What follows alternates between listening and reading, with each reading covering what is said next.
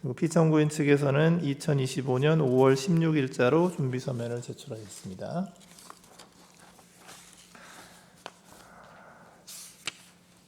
그 소추 사유 관련해서 몇 가지 청구인 측에게 확인을 하겠습니다. 청구인 측에서는 피청구인이 총선 관련 정보를 수집하였다는 점을 소추 사유 중 하나로 주장하고 계십니다. 그리고 그에 관하여 2025년 5월 19일자 준비 서면에서 설명을 하셨습니다.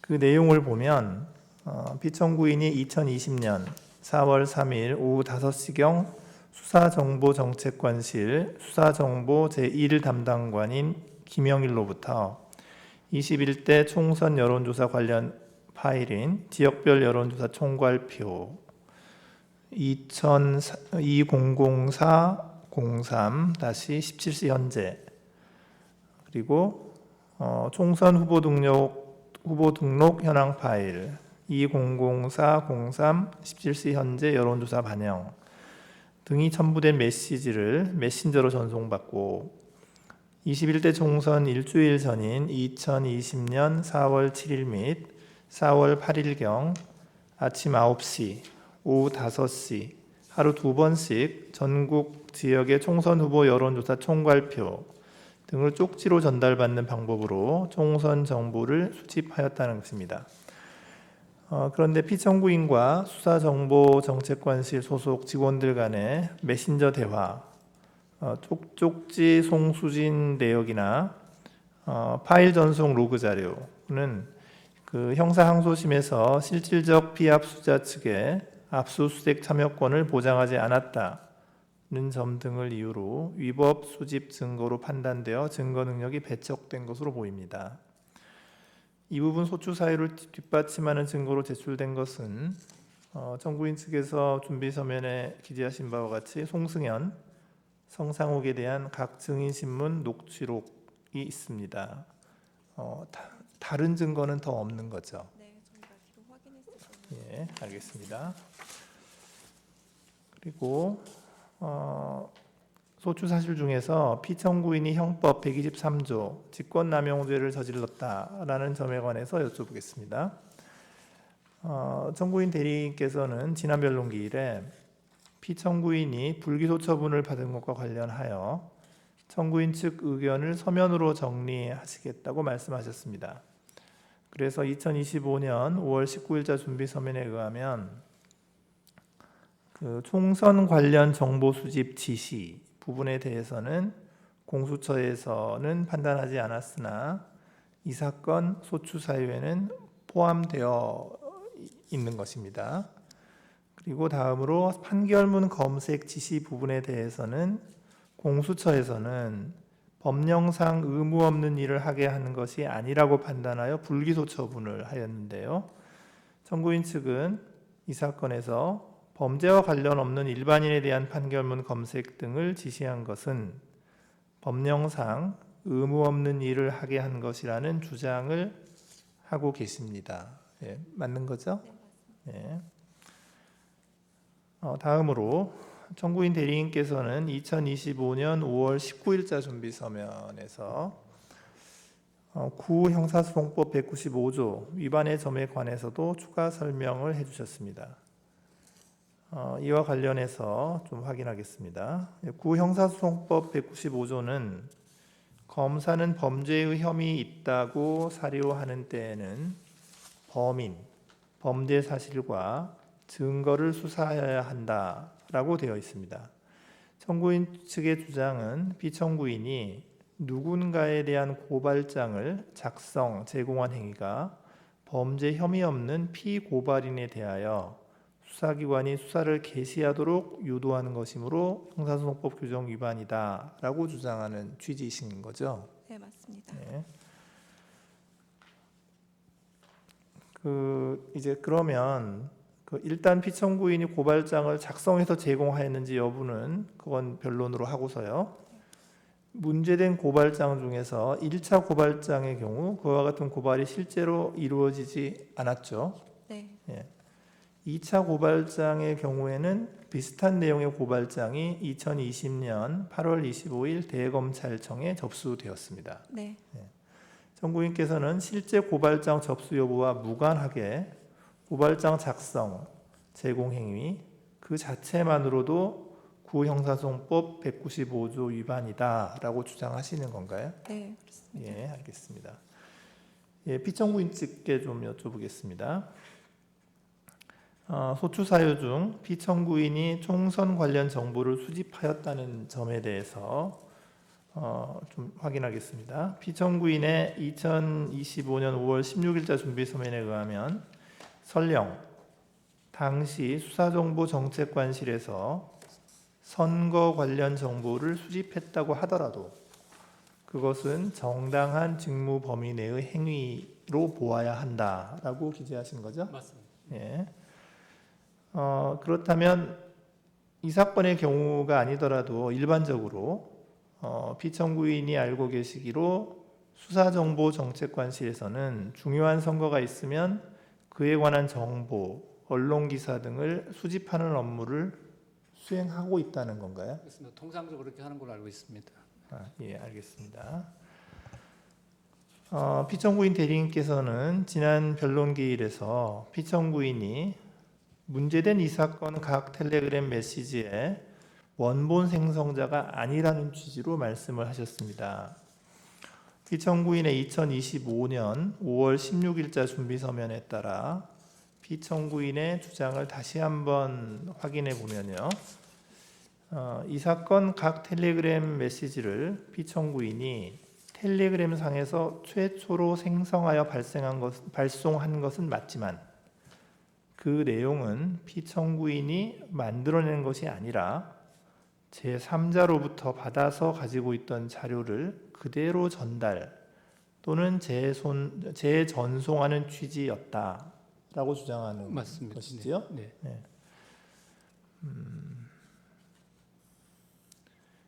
이 사건 텔레그램 메시지 자체를 최초 생성한 것이 아니고 누군가로부터 받은 텔레그램 메시지를 그대로 재전송한 것은 아닌 것이죠. 그렇습니다. 네. 그건 아닌 거죠. 네, 네. 예. 그렇게 되면 그 앞 순위에 계신 분이 아마 텔레그램 상에서 드러났을 것으로 보입니다. 예, 근데 그게 드러나지 네, 않았으니까. 네, 예.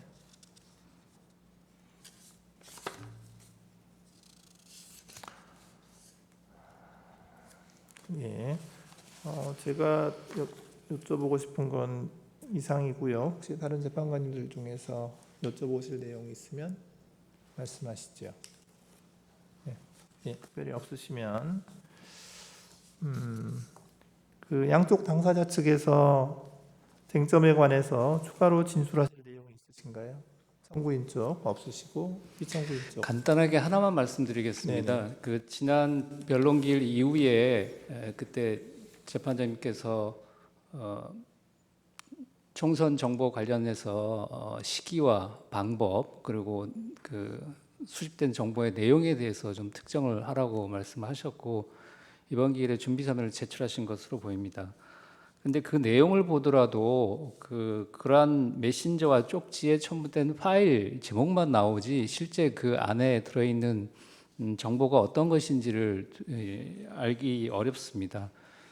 지금 유법 수집 증거라고 해서 제외했다고 하는 그 실제 증거를 들여다 보더라도 그 총선 정보를 알 수 있는 내용은 없고요. 아까도 말씀드렸지만 이런 이제 정보 수집은 선거 기간에 임박해서 당연히 해야 되는 직무 범위 내의 행위로 이루어졌다는 점을 말씀드리고 특히 이와 관련해서 피고인이 어떤 지시를 했는지에 대한 행위 태양도 전혀 특정되지는 않았습니다. 네. 이상입니다. 예, 알겠습니다. 이제 다음으로 이제 증거에 관해서 보겠습니다.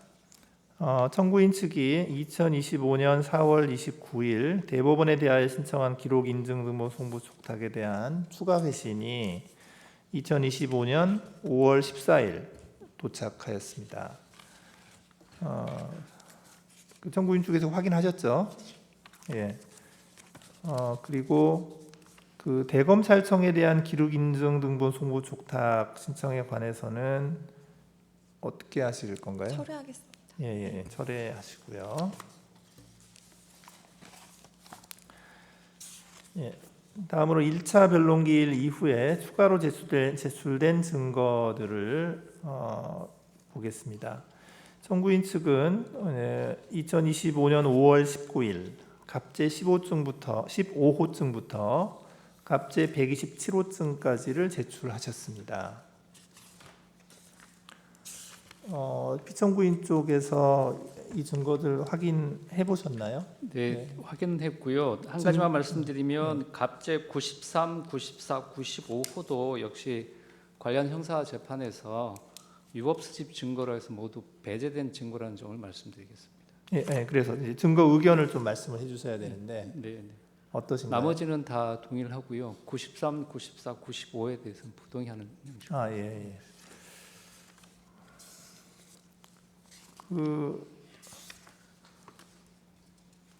지금 청구인 쪽에서는 그러면 이 93, 94, 95에 대해서는 어떻게 하시겠습니까?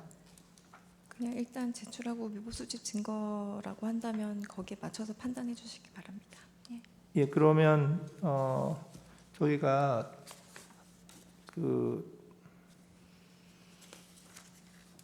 채택하지 않는 것으로 할 수밖에 없는데요. 뭐 그렇게 해도 되겠습니까?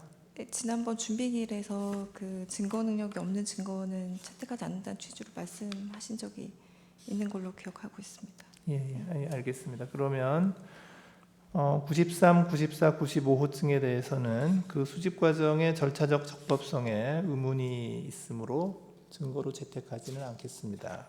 그거 말고 다른 증거들은 전부 증거로 채택하겠습니다.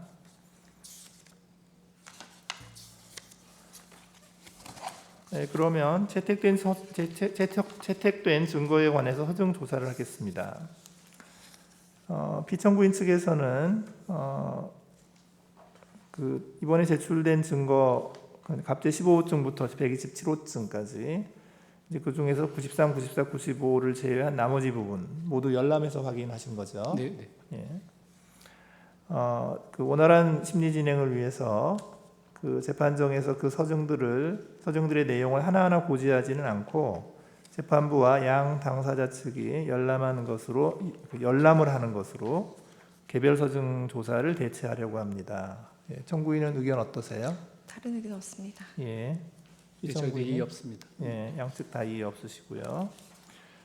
예, 그러면 갑제 15호증부터 127호증까지 중 93, 94, 95호증을 제외한 나머지 부분에 대하여 재판부와 양 당사자 측이 열람하는 것으로 개별 증거 조사를 대체하도록 하겠습니다. 그러면 증거에 관한 정리는 이것으로 마치도록 하겠고요. 이제 변론을 종결하기 전에 양측의 최종 의견 진술을 듣는 시간을 가지도록 하겠습니다. 먼저 청구인 쪽, 네. 예, 시작하시지요. 예, 30분 이내에 해주시면 되겠습니다. 존경하는 헌법재판소 재판관님, 지금까지 재판 진행에 애써주신 노고에 깊은 감사를 드립니다. 지금부터 청구인의 최종 변론을 시작하겠습니다.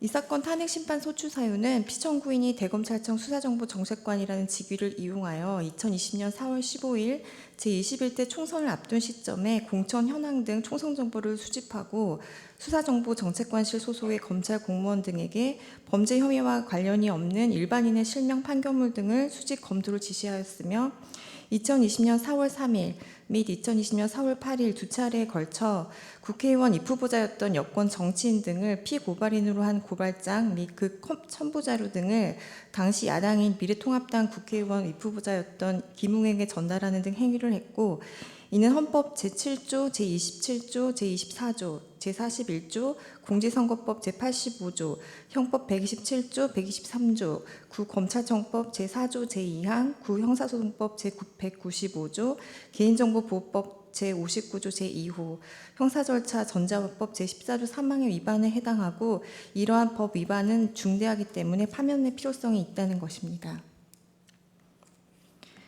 피청구인에 대한 탄핵소추 사유 가운데 일부에 대해서는 형사재판이 진행되었습니다.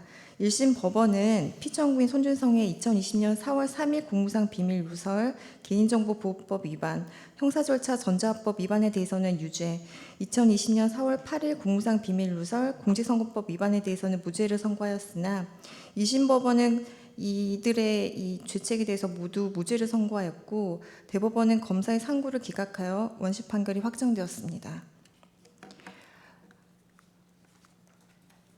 형사재판 결과와 탄핵심판과의 관계에 대해서 좀 말씀을 드리고 싶습니다. 피청구인에 대한 형사재판에서 유무죄 판단의 대상이 된 범죄 사실과 이 사건 탄핵심판의 탄핵소추가 전부 일치하는 것이 아닙니다. 또한 형사재판과 탄핵심판의 성격은 전혀 별개이고 탄핵심판에서는 형사재판에서와 같은 엄격한 증명이 요구된다고 보기도 어렵습니다. 탄핵심판이 사실상 징계 사건의 성격을 갖는다는 점을 고려했을 때 같은 사건으로 무죄 판결을 받았다 하더라도 징계 사유의 인정에는 영향이 없다라는 대법원 판결의 취지에 따라서 이 사건 탄핵심판의 탄핵소추 사유는 형사재판에서의 무죄 판결과 별도로 판단될 필요가 있습니다.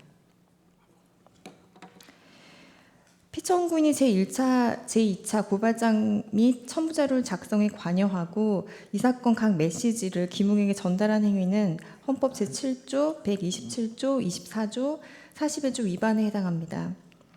피청구인에 대한 형사재판에서 각 범죄 사실에 대해 비록 무죄가 확정되긴 하였으나 제1심 법원과 2심 법원이 공통적으로 증거들을 종합하여 판단한 사실관계는 피청구인이 1차 및 2차 고발장, 그 내용의 바탕이 된 1차, 2차 메시지 대상정보 수집 작성에 관여했다는 것이었습니다.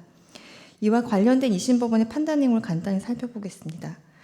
2심 법원은 원심과 항소심에서 적법하게 채택하여 조사한 증거 능력 있는 증거들에 의하면 피고인이 대검찰청 수사정보 정책관으로서 수사정보의 수집, 검증, 평가, 관리 업무를 총괄하는 지위에 있으면서 그 지위를 이용하여 1차 및 2차 각 고발장과 그 내용의 바탕이 된 1차, 2차 메시지의 대상 정보의 수집 작성에 관여했다고 인정할 수 있다고 판시를 했고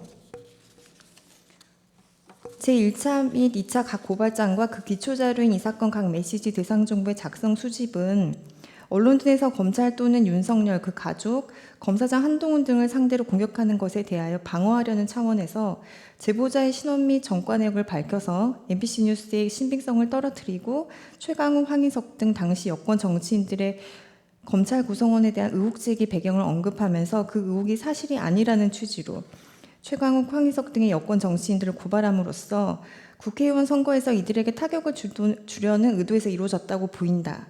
그러한 업무 수행은 법률을 위배되는지는 변론으로 하고 피고인이 수사정보 정책관의 지위에서 검찰총장 등 상급자의 지시가 기존에 수행하던 다른 업무, 주요 재판부 분석 문건이라던가 장무 대응 문건 등 이런 업무 연장선상에서 이루어졌을 가능성을 배제하기 어렵다고 판시한 바 있습니다. 헌법 제7조 1항은 공무원은 국민 전체에 대한 봉사자이며 국민에 대한 책임을 진다라고 해서 공무원의 공익실현 의무를 천명하고 있습니다. 헌법재판소는 검사 안동환 탄핵 사건에서 일부 재판관 의견으로 국민 전체에 대한 봉사자인 공무원이 그 권한 행사의 상대방인 국민의 정당한 이익을 저버리는 것은 그 직위를 불문하고 허용될 수 없다. 특히 검사는 범죄 수사, 공소의 제기 및 그 유지, 국가 형법권의 실현의 중추적인 역할을 담당하고 있어 그 권한을 남용하는 경우 국민의 기본권을 침해하거나 법치국가 원리를 훼손할 우려가 크므로 그 직무 수행의 공익실현 의무가 더욱 강조된다라고 판시한 바 있습니다. 피청구인이 이 사건 제1차 및 2차 각 고발장과 그 기초자료인 이 사건 각 메시지, 대상정보 작성 수집에 관여하였고 이를 김웅에게 전달하였습니다. 가사 형사재판 2심 판단서와 같이 김웅에게 이 사건 각 메시지들을 전달할 사실이 입증되지 않았다 하더라도 피청구인이 선거 직전에 국회의원 선거에서 입후보한 여권 정치인들에 대한 고발장과 이에 첨부할 관련 자료를 작성 수집에 관여했다는 그 행위 자체로 공직자로서 국민 전체 봉사자의 지위에서 벗어나 검찰 또는 윤석열, 그 가족, 검사장 한동훈 등 일부 또는 특정 국민을 위해 이들에 대한 공격을 방어하는 차원에서 이루어진 것이기 때문에 이는 헌법 제7조 공익실현 의무를 명백히 위반한 것입니다.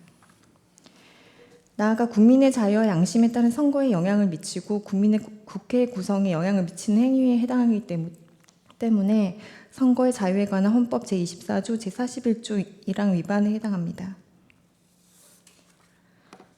피청구인의 구검찰청법 제4조 제2항 위반에 대해서 보겠습니다. 구검찰청법 제4조 2항은 검사는 그 직무를 수행할 때 국민 전체에 대한 봉사자로서 헌법 및 법률에 따라 국민의 인권을 보호하고 적법 절차를 준수하여 정치적 중립을 지켜야 하고 주어진 권한을 남용해서 아니 된다라고 규정을 하고 있습니다. 검사의 기본적 임무와 기능은 범죄에 대한 국가 형벌권을 실현하고 정의를 확립하는 것으로 공익의 대표자인 검사는 개인의 입장이 아닌 국가적 입장에서 국민이 납득할 수 있도록 권한을 행사해야 됩니다. 그러나 피청구인은 대검찰청 수사정보 정책관으로서 수사정보 정책관실의 직무 범위를 벗어나 총선 정보를 수집했고 수사정보 정책관실 검찰 공무원 등에게 부당한 지시를 통해서 범죄와 관련 없는 일반인의 실명 판결물 등을 입수하도록 하여 주어진 권한을 남용했습니다. 대검찰청 수사정보 정책관실의 업무는 수사정보와 관련한 검찰 사무의 기획, 조정, 지휘, 감독, 교육에 관한 사항으로 선거 직전에 선거 범죄와 관련되지 않은 총선 정보의 수집이라든가 여권 정치인을 피고발을 하는 고발장에 첨부할 자료를 사용하기 위한 일반인 실명 판결물 입수 등은 수사정보 정책관실의 업무가 아닙니다. 무엇보다 피청구인은 국민 전체가 아니라 일부 또는 특정 국민을 위해서 권한을 행사했고 이러한 행위는 검찰의 중립 의무를 위반하여 정치나 선거에 개입하는 등 법 질서를 역행하고자 하는 의도를 가지고 이루어진 것이라고 봐야 될 것입니다. 피청구인의 이러한 권한 행사는 현저하게 불합리하고 경험칙이나 논리칙에 도저히 합리성을 긍정할 수 없는 정도에 이르렀다고 보여지는 바 구검찰청법 제4조 제2항 위반에 해당합니다.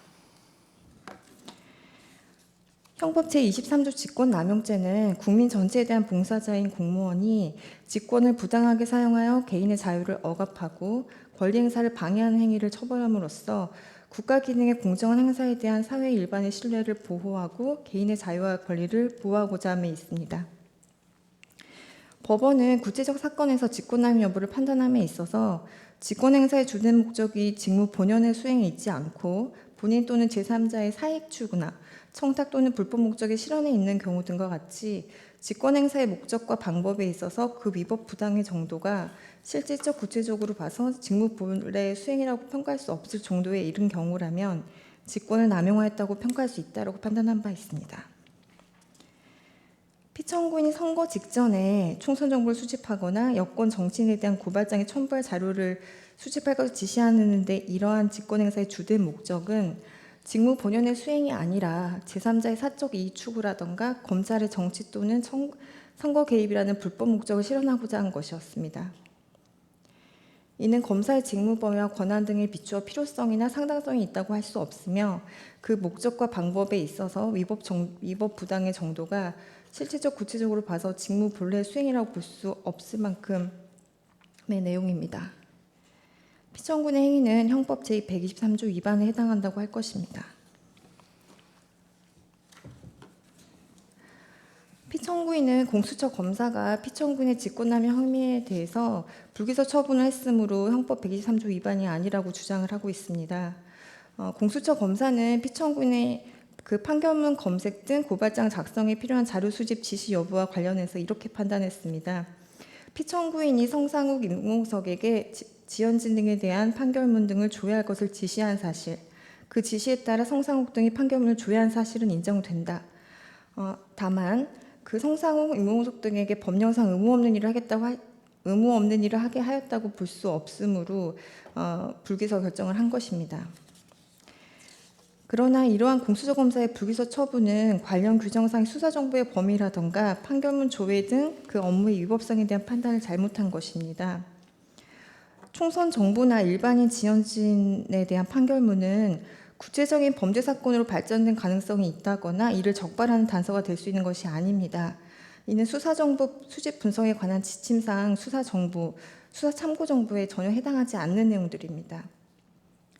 당시 검찰청 사무기구 규정에 관한 이 관련 법령을 보더라도 총선 정보 수집이라던가 여권 정치인 고발장에 첨부할 용도로 범죄와 관련 없는 일반인 지연진 판결문을 검색한 행위는 이 수사 정책관실의 직무 범위를 벗어난 것으로 권한이 남용된 것이라고 보아야 합니다. 이는 그 자체로 법령에 위배되는 행위인 것입니다. 수사정보 담당 직원 준수사항에 대한 지침 제5조 1항을 보면 명확하게 수사정보를 수집하는 과정에서 정치관여 등의 오해를 받지 않도록 유의해야 하며 특히 정보 수집과 관련하여 정치적 중립 논란이 발생하지 않도록 주의해야 된다라고 규정을 하고 있습니다. 총선 직전에 그 총선 정보를 수집한다거나 선거 국면에서 사회적으로 이슈가 되고 있는 지연증의 판결문을 수집한 이런 행위들은 소속 직원들에게 해당 업무를 수행하게 하면 정치 관여 등 오해나 정치적 중립성 위반이라는 그런 문제들이 발생할 수 있는 사안들이었습니다. 이런 의미에서도 피청구인이 소속 직원들로 하여금 이런 총선 수집 행위라든가 총선 정보 수집이라든가 판결문 수집하게 한 행위는 법령상 의무 없는 일을 하게 한 것에 해당합니다. 피청구인은 직권을 남용하여 수사정보 정책관실 소속 직원들로 하여금 총선 정보 수집, 일반인 지연진 판결문 검색, 수집 등 법령상 의무 없는 일을 하게 한 것이 확실하므로 형법 123조 위반에 해당합니다. 구형사소송법 195조는 검사는 범죄 혐의가 있다고 사료하는 때에는 범인, 범죄 사실과 증거를 수사한다라고 되어 있습니다. 피청구인의 행위는 수사의 주체가 되어야 되는 검사가 오히려 사적 이익을 이유로 수사의 단순 고발장 작성을 위해 범죄 혐의와 관련 없는 일반인의 판결문을 입수하고 고발장과 함께 그 첨부 자료들을 제3자에게 전송한 것입니다. 피청구인의 행위는 범죄 혐의가 있다고 사료된 때가 아님에도 불구하고 마치 범죄 혐의가 있다고 사료된 것처럼 하기 위하여 수사의 단서인 고발장을 전달하고 제3자로 하여금 고발장을 제출하게 하여 수사를 하게 할 의도로 고발장 등에 관여한 것이므로 범죄 혐의가 있다고 사료된 때만 범죄 사실과 증거를 수사하게 되어 있는 형사소송법을 정면으로 위반한 것입니다.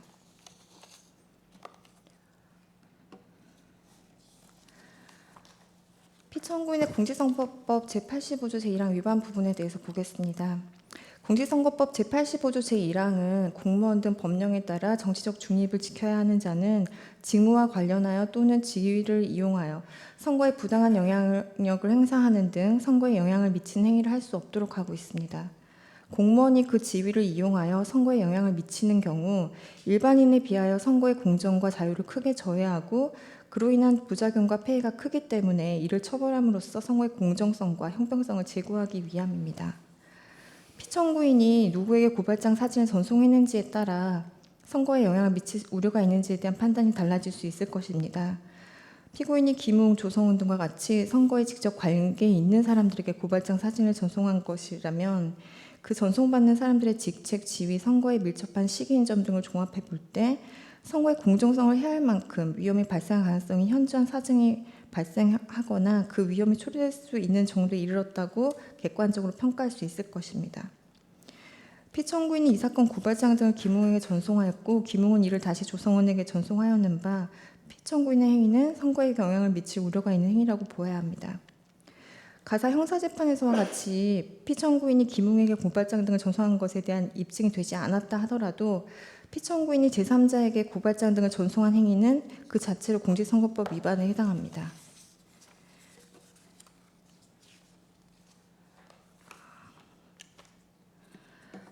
피청구인에 대한 형사사건 제2심 법원은 공직선거법 제85조 위반과 관련된 부분에 대한 설시에서 이렇게 판단한 부분이 있습니다.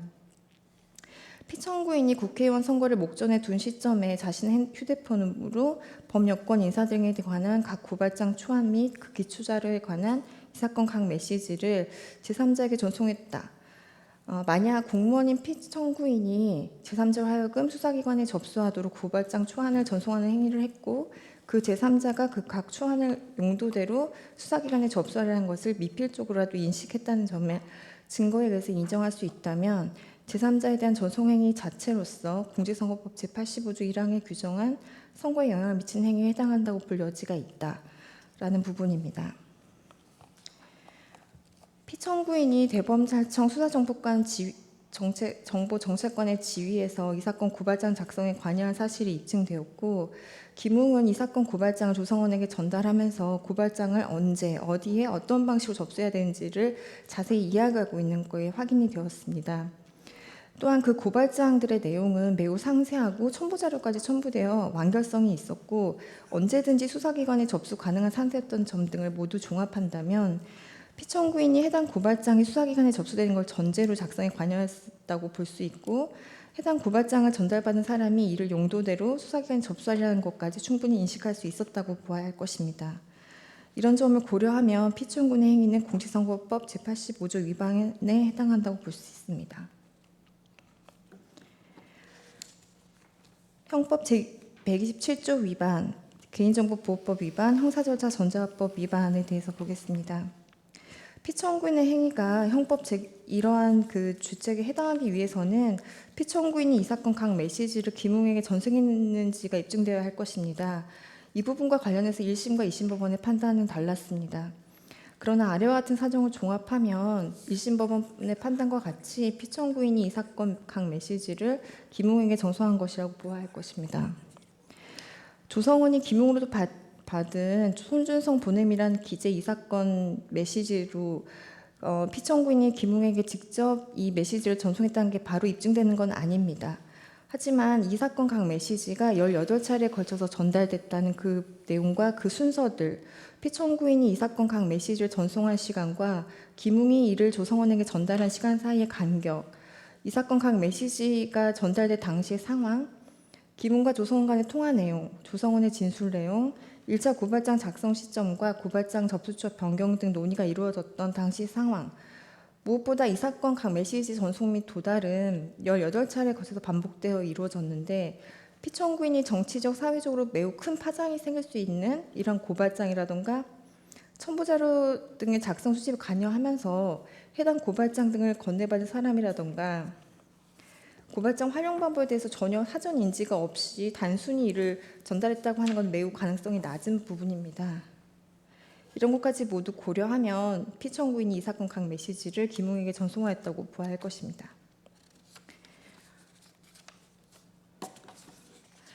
한편 2심 법원은 피청구인이 이 사건 각 메시지를 김웅에게 전송했다는 사실이 합리적 의심이 없는 정도까지 증명되었다고 인정하기 어렵다라고 판단했습니다. 그런데 이 부분 관련해서 특히 피청구인이 직무로 검찰총장 등 상급자에 대한 보고 가능성에 대해서 설시를 하고 있습니다.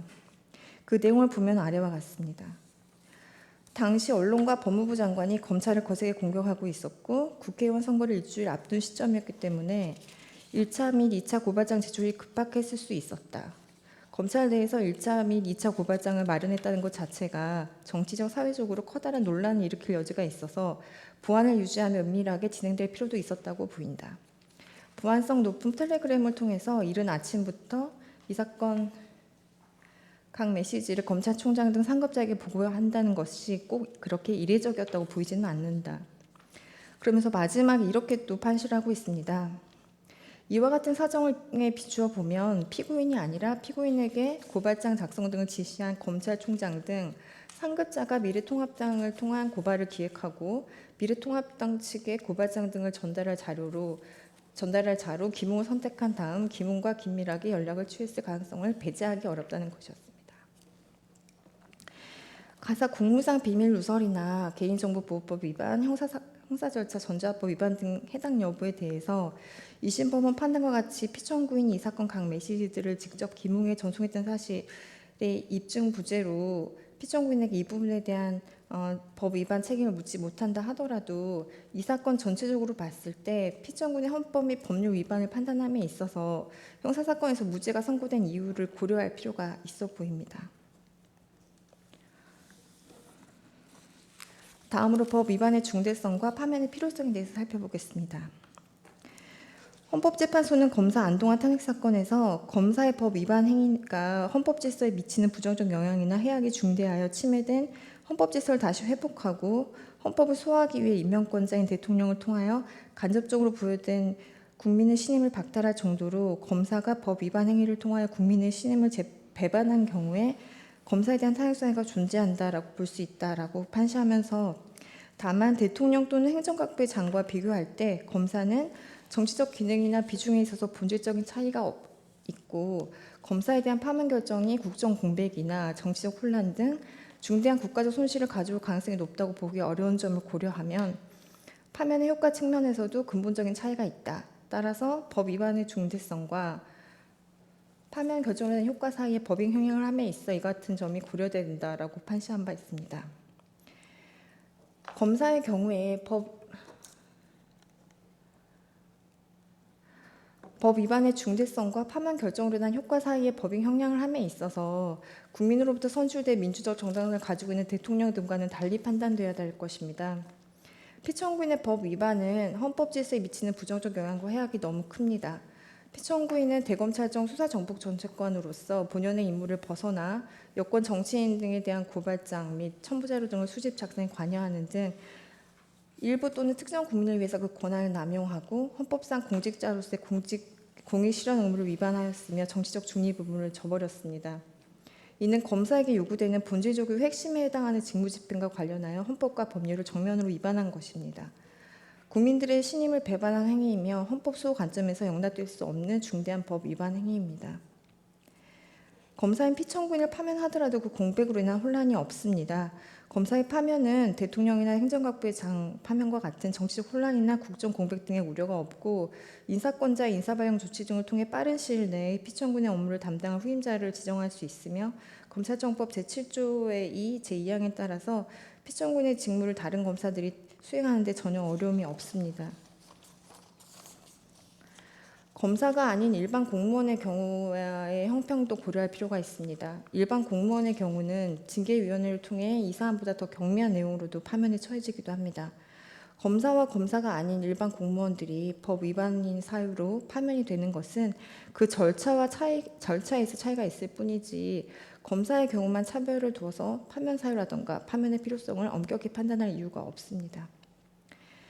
피청구인의 헌법 및 법률 위반이 헌법 질서에 미치는 부정적 영향과 해악은 매우 엄중하고 심각하고 피청구인을 파면함으로써 얻는 헌법 수의 이익과 국민 신뢰 회복의 이익은 매우 큰 반면에 피청구인의 파면에 따르는 국가적 손실이나 업무 공백으로 인한 혼란, 공무원으로서 신분부장을 예외적으로 박탈한 것 같은 효과는 거의 없거나 미미합니다. 피청구인의 행위는 헌법과 법률의 중대한 위반에 해당하기 때문에 피청구인은 파면되어야 합니다. 마지막으로 한 말씀만 더 드리겠습니다. 이 사건은 사상 초유로 총선 직전에 여당 정치인 등에 대한 검찰의 고발 사주가 문제됐던 사건입니다. 비록 피청구인에 대한 형사사건에서 기소된 범죄 사실과 관련해서 무죄가 선고되었긴 하지만 법원은 피청구인이 이 사건 1차 및 2차 고발장, 이에 첨부될 자료 작성 수집에 관여했다는 사실을 인정했고 이러한 행위는 당시 검찰총장 및 그 가족, 한동훈 등을 방어하기 위한 차원에서 이루어진 것이며 총선 직전에 여권 정치인들을 고발함으로써 국회의원 선거에서 이들에게 타격을 주기 위한 의도로 보인다고까지 판시한 바 있습니다. 이러한 피청구인의 헌법 및 법률 위반에 대해서 탄핵 심판을 통해 바로 잡지 않는다면 향후 검찰의 법 위반 행위를 통제할 방안은 어디에도 없을 것입니다. 헌법재판소의 탄핵 결정을 통해서만이 무소불위의 검찰 권력을 통제할 수 있고 침해된 헌법 질서를 회복하고 헌법을 수호할 수 있을 것입니다. 부디 피청구인을 탄핵함으로써 검찰의 법 위반 행위로 실추된 국민의 신뢰를 회복하고 누구도 그 법 위에 있지 않다는 법의 지배 원리를 천명해 주시기를 바랍니다.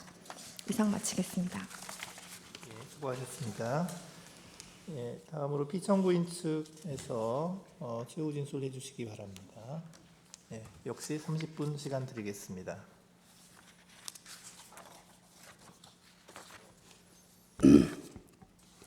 존경하는 김형두 헌법재판소장 권한대행님 그리고 재판관님들, 우리 헌법 질서를 수호하시기 위해 수많은 사건을 심리하시는 과중한 업무 부담 속에서도 이 사건을 충실하게 심리해 주시고 충분한 변론 기회를 주셔서 진심으로 감사의 말씀을 드립니다. 먼저 현직 검사에 대한 탄핵 소추 사건인 이 사건을 맡으면서 느낀 소회를 말씀드리고 정구인 측의 주장이 타당한지에 관해 간략히 최종 의견을 진술하고자 합니다. 탄핵 심판 절차는 고위직 공직자에 의한 헌법 침해로부터 헌법을 수호하고 유지하기 위한 제도이고 탄핵 소추의 발의와 의결은 우리 헌법상 국회의 고유한 권한입니다. 국회는 여러 검사들에 대해서 탄핵소추 의결을 하였고 피청구인에 대한 탄핵심판 청구도 그중 하나입니다. 특정 정당이 주도하는 탄핵소추 폭주에 대하여 여러 언론이나 정치권 등에서 신랄한 비판이 있었던 것을 생생히 기억하실 것입니다. 더구나 현재까지 선고된 검사들에 대한 탄핵심판 청구가 모두 기각되었다는 점에 비춰보면 이 사건도 대검찰청의 성명서에서 표현된 바와 같이 정치적 목적으로 탄핵소추에 이르게 된 것이 아닌가 하는 강한 의구심을 가지지 않을 수 없습니다. 그럼에도 검찰청법상 검사는 공익의 대표자로서 그 직무를 수행할 때 국민 전체에 대한 봉사자로서 헌법과 법률에 따라 국민의 인권을 보호하고 적법 절차를 준수하며 정치적 중립을 지켜야 하고 주어진 권한을 남용해서는 안 된다는 것에 이론을 제기할 사람은 아무도 없을 것입니다. 그렇기 때문에 저는 이 사건 탄핵소추에 이르게 된 경위와 상관없이 정구인의 주장이 타당하지 않다는 점을 답변서와 준비서면 등에서 상세하게 말씀드린 바 있습니다. 이 사건 탄핵소추 사유는 피청구인이 2020년 4월 3일 수사정보정책관실 공무원 등에게 실명 판결문 등을 검색, 조회, 열람, 출력하도록 지시하였고 같은 날 실명 판결문 3건과 1차 고발장을 김웅에게 텔레그램으로 전달한 사실과 2020년 4월 8일 수사정보정책관실 공무원 등에게 판결문에 대한 조회, 검색 등을 지시하였고 2차 고발장을 김웅에게 텔레그램으로 전송한 사실을 바탕으로 하고 있습니다. 그러나 피청구인에 대한 공직선거법 위반, 공무상 비밀 누설, 개인정보보호법 위반, 형사사법 절차 전자와 촉진법 위반의 점에 대해서는 위와 같은 사실을 인정할 증거가 없다는 이유로 모두 무죄 판결이 선고되었고 대법원에서 확정되었습니다. 청구인 측 대리인은 탄핵소추 사유와 무죄가 된 공소사실의 차이가 있다 이런 주장도 하고 있습니다만 저 표에 정리한 바와 같이 대부분의 주요 부분은 탄핵소추 사유와 공소사실이 및 불기소 범죄 사실이 동일합니다. 한편 관련 형사사건 2심 판결 이후에서 피청구인이 1, 2차 각 고발장과 그 내용의 바탕이 된 1, 2차 메시지의 대상 정보의 수집 작성에 관여하였다는 애매한 표현으로 사실 인정을 하였습니다만 이는 이 사건 공소사실에도 없는 내용으로서 객관적인 증거에 근거하지 않은 자의적인 사실 인정일 뿐만 아니라 불고불로의 원칙에도 반하는 것입니다. 더구나 이 사건 탄핵소추 사유 및 공소사실에 기재된 피청구인의 행위는 고발장과 그 대상 정보의 수집, 작성을 지시 또는 촬영하였다는 것이고 그러한 고발장의 작성 및 대상 정보의 수집에 관여하였다는 것이 아니므로 관여 여부를 이 사건 심판 대상의 판단 대상으로 삼을 수도 없다고 보아야 할 것입니다. 법원의 확정 판결은 존중되어야 합니다. 그런데 이 사건 탄핵소추 사유는 법원의 확정 판결에 반하는 사실을 전제로 하고 있습니다. 과연 확정 판결의 판단과 달리 이 사건 탄핵소추 사유가 이유 있는 것인지 더 나아가 파면을 정당화할 정도로 중대한 법률 위반에 해당하는 것인지에 대하여 엄격한 판단을 내려주시기 바랍니다. 존경하는 여러 재판관님들께서 이러한 사정을 면밀하게 심리하셔서 피청구인에 대한 이 사건 탄핵심판 청구를 기각하심으로써 국회가 정치적 목적으로 탄핵소추를 남발하는 데 대해 경종을 울려주시기를 간곡히 바랍니다. 다시 한번 존경하는 김영두 헌법재판소장 권한대행님과 재판관님들의 노고에 깊은 감사와 경의를 표합니다. 감사합니다. 예, 수고하셨습니다. 재판장님 죄송합니다. 이미 최후 진술까지 하셨는데 제가 한 가지만 의견을 말씀드리겠습니다. 예, 이정민 변호사님 말씀하시죠. 지난 변론 기일에 그 재판장님께서 청구인 대리인 측에 피청구인이 김웅에게 직접 전송하고 전달한 것을 전제로 탄핵소추로 삼았느냐 이렇게 질문을 하셨고 아마 그렇다고 답변을 하신 것 같습니다. 그런데 오늘 청구인 측 해고 진술에 처음으로 피청구인이 제3자에게 전송한 행위 자체만으로 공직선거법 85조 1항 위반이고 탄핵 사유에 해당한다. 이렇게 주장하신 거로 처음으로 저 이해를 했습니다. 이게 탄핵 소추 사유가 변경된 것인지 아니면 간단한 의견을 밝히신 건지 좀 명확하게 해주셨으면 좋겠습니다. 예, 청구인 쪽 혹시 지난 기일에 말씀드렸던 부분은 이제 재판부에서 이 사건 메시지를 피청구인이 직접 김웅에 전달했는지를 인정하는지 아니면 그 부분은 제외한지에 대한 의견에서 저희가 소추사유상에 나와 있는 대로 직접 전달한 걸 전제로 하는 거라고 이제 설명을 드렸던 것이고, 오늘 그 최후변에서 말씀드린 부분은 2차 형사재판 2심 판결을 보면은 거기에 이제 있던 설시 내용들을 좀 설명하는 과정에서 제가 말씀드린 부분입니다.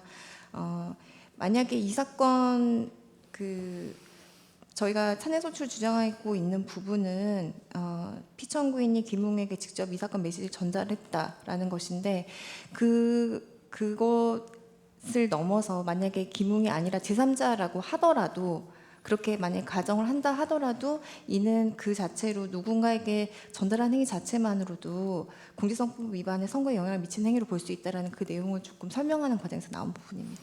그럼 탄핵소추 사유에는 변경이 없는 것으로 이해도 예, 된다는 변경은 뜻이? 없습니다. 그러면 거기에 덧붙여서 제3자라고 하더라도 제3자가 특정되지 않은 상황에서는 이 사건 텔레그램 메시지의 전달만으로 선거 과정 또는 선거 결과에 영향을 미칠 우려가 있는 그 행위가 아니라 이렇게 추가로 변론하는 것으로 마무리하겠습니다. 네, 이상입니다. 예, 청구인 쪽 뭐 더 하실 말씀 더 있으세요? 예, 없으시고 예, 그러면 이상으로 이 사건에 관한 변론을 종결하도록 하겠습니다. 예, 선고기일은 재판부에서 충분한 검토를 한 다음에 양측에 통지해드리겠습니다.